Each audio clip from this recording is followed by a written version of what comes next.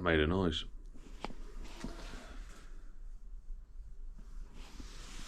Okay, so we're back having a look at the Moto Guzzi, and I thought we'd mic the crank up and just see how good it is. Currently got it set up in the lathe.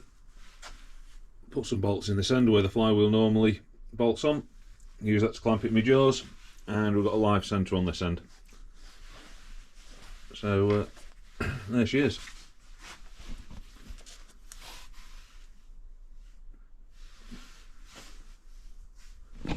Completely forgot what I was going to say.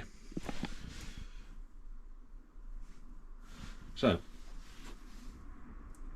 right,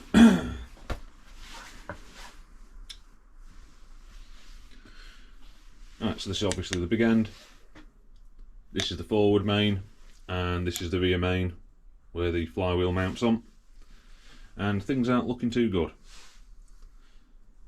Now, when we mic'd it up, mains are both on standard size. The big end's already on the second oversize. Now, when we started looking at the figures in the book, this front main, she's okay. She's nice and round still, but she is on minimum tolerance. So she's due a regrind. We can still get the first oversize, that's not a problem. When we mic'd up the big end here, let's see what the numbers are. I've got them down here somewhere. Yeah, like I said, she's already on the second oversize, and I can't find third oversize bearings anywhere. I've had a look about and I can't seem to come across any. And it's not round. It's very slightly ovalled, and the low spots are below the minimum tolerance. Now this rear main is, yeah, it's still on its original size, but it is absolutely terrible. It should grind out.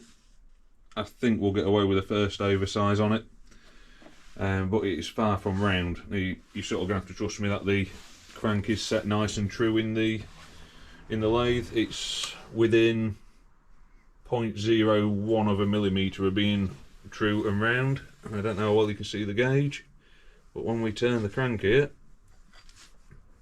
that needle is all over the place. Flipping it, don't want to turn. There we go. And of course, it's got two high spots in the rotation, dead opposite each other, so that is oval by quite a long way, that is. Don't quite know how visible that was.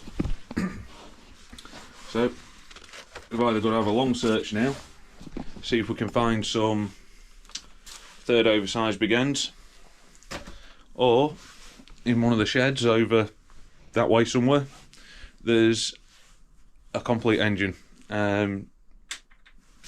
So we might end up having to pull that apart and see if that crank's any better. But yeah, that one is definitely knackered. Poor little thing.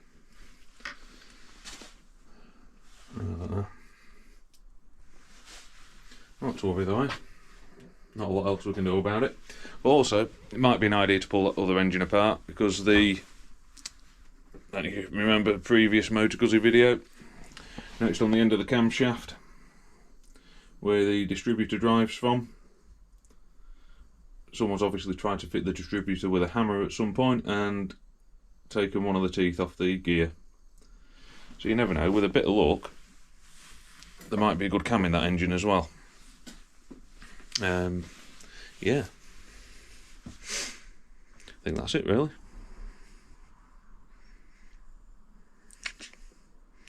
Can't think of much more to say on the matter at the moment. Just a case of waiting, I think, and see what we can come up with.